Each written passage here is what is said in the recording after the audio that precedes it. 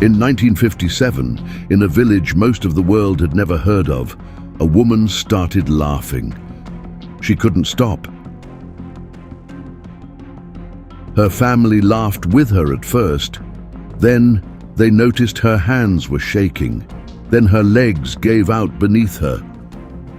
The laughing wasn't joy. It was her brain misfiring. Bursts of it, coming and going, even as she lost the ability to stand. It was a single protein, folded the wrong way, quietly turning her brain into something you could put a finger through. And she didn't catch it from a mosquito, or a stranger, or a battlefield. She caught it from the people who loved her most, in the one ritual meant to say goodbye. By the time anyone understood what was happening, entire families in her village had already vanished, one laugh at a time. To understand how a disease could hide inside an act of love, you have to go to the Highlands of Papua New Guinea. Home to the Fore people, a society of roughly 11,000, so remote that outsiders barely reached them before the 1930s. When someone in a Fore village died, the body wasn't left in the ground to rot. It was eaten. Not as violence, not as conquest. This wasn't the cannibalism of enemies taken in war. That practice existed elsewhere in the region, and the Fore themselves saw it as something separate, almost unrelated.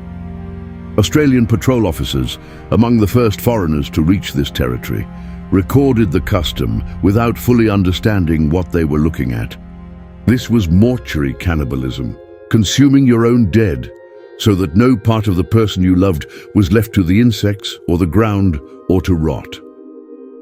It was considered the highest form of respect a family could offer.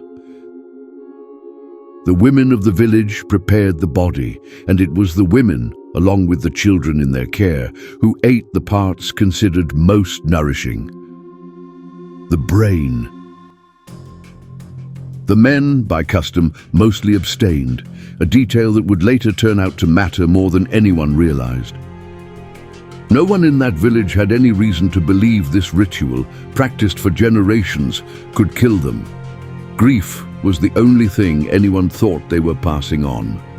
But somewhere around the turn of the century, historians now place its beginning near 1900 in the northern Fore villages. Something entered that ritual that had no business being there. And for the next 50 years, it moved quietly from feast to feast, from village to village, following the same paths that grief always had. By the 1950s, the Fore had a name for what was killing them. They called it Kuru, to shiver or to tremble. It always began the same way. A stumble, a loss of balance that wasn't there the week before. Then tremors, then the laughter. Sudden, involuntary, impossible to control. Then the body simply stopped listening. Within a year, almost every victim was dead. At the epidemic's peak, some villages were losing as much as 2% of their entire population every single year. Whole family lines were being erased. In some hamlets, there were barely any women left of childbearing age at all. The Fore had an explanation: sorcery. Someone in a neighboring village, they believed, was cursing their women and children one by one. It wasn't an irrational belief. It was the only framework they had for a disease, with no visible cause, no wound, no fever that made sense. In 1957, an American physician named Daniel Carlton Gaidusek was brought into the region by a district medical officer, Vincent Zigas, who had been documenting the outbreak for years. What Gaidusek found stunned him. Entire hamlets losing their women, children orphaned by mothers who had died laughing. His first theory wasn't cannibalism at all. Like other researchers at the time, he suspected something genetic, a disease running in the blood of certain family lines. It was a reasonable guess. Kuru did seem to cluster in families, But a genetic disease shouldn't behave the way this one did, striking women and children who shared no blood at all, as long as they'd grown up eating at the same feasts. But here's what nobody could explain yet. If this really was sorcery, why did it only take the women and the children in their care? The answer came not from a laboratory, but from two anthropologists who moved into the region in 1961. Robert Glasse and Shirley Lindenbaum didn't come looking for a virus. They came to study kinship and family structure and the Fore's own oral history. What they found, almost by accident, was a pattern no doctor had mapped. The spread of Kuru matched the spread of one specific custom almost perfectly: the funeral feast. It was a strange thing to propose to the world. Even Gajdusek himself, the man who would later win a Nobel Prize for his Kuru research, was slow to accept it. His own early writing favored infection through skin or breath over anything to do with cannibalism at all. What none of them could yet explain was the fold itself, the thing inside a feast that could kill.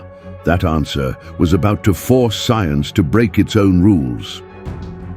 Remember that fold, the wrong one. A protein is built like origami, one exact shape creased just right, doing its one job perfectly. Fold it wrong, and it doesn't just break.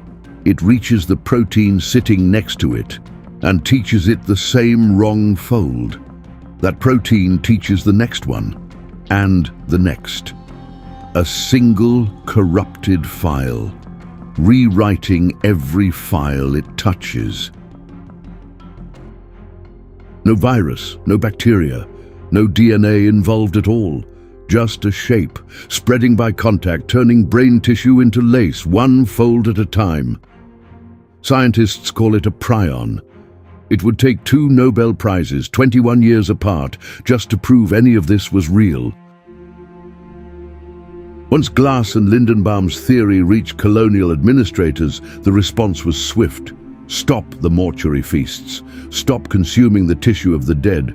Stop the chain of transmission at its source. By the early 1960s, under pressure from Australian authorities, missionaries, and a shifting understanding within the Fore community itself, the practice ended. And it worked. No child born after the feasts stopped ever developed Kuru. But stopping the ritual didn't just end a disease. It ended a way of grieving that the Fore had practiced for generations. A ritual built entirely around the idea that love for the dead meant keeping them close, inside you, rather than surrendering them to the earth. The cure asked an entire culture to rewrite what mourning meant, almost overnight. Because the act that was killing them was never cruelty. It was never carelessness. It was tenderness, turned lethal by something no one could see. And even after the feast stopped, the dying didn't. Between 1957 and 1961 alone, researchers recorded roughly 1,000 deaths from Kuru in a population of just 11,000 people.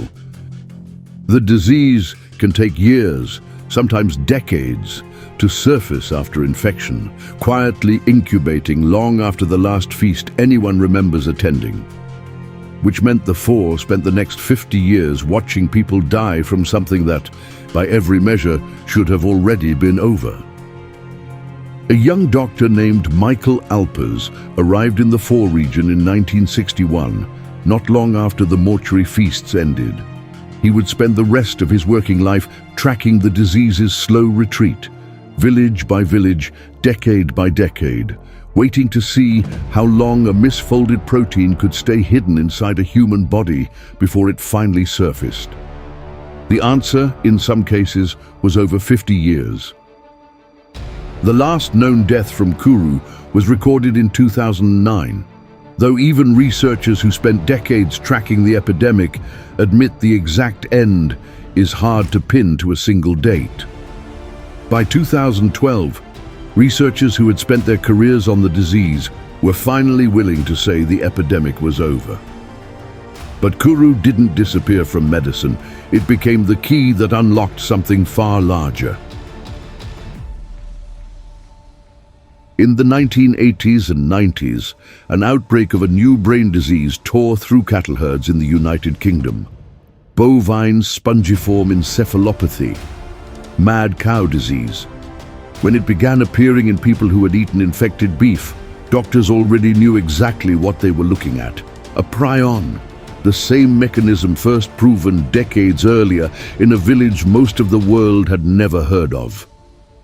A misfolded protein, discovered in a society the rest of the world once considered primitive, turned out to explain one of the most alarming public health crises of the late 20th century. The Fore didn't have laboratories, or germ theory, or microscopes. But they had grief, and it was grief, not sorcery, that carried this disease from body to body for the better part of a century. The last people who remember someone lost to Kuru are still alive today. A laugh that didn't mean happiness, a shiver that wasn't cold, and a ritual of love that, for decades, no one knew how to grieve without repeating. Which gets you more, a death sentence hidden inside an act of love for 50 years, or that it took science until 1997 to even understand how? Tell me in the comments. And if this is the history you never learned in school, subscribe. The next door leads to the country where this happened again, decades later. The fire that once lit these hillsides has long since gone out, but the story it lit is still burning.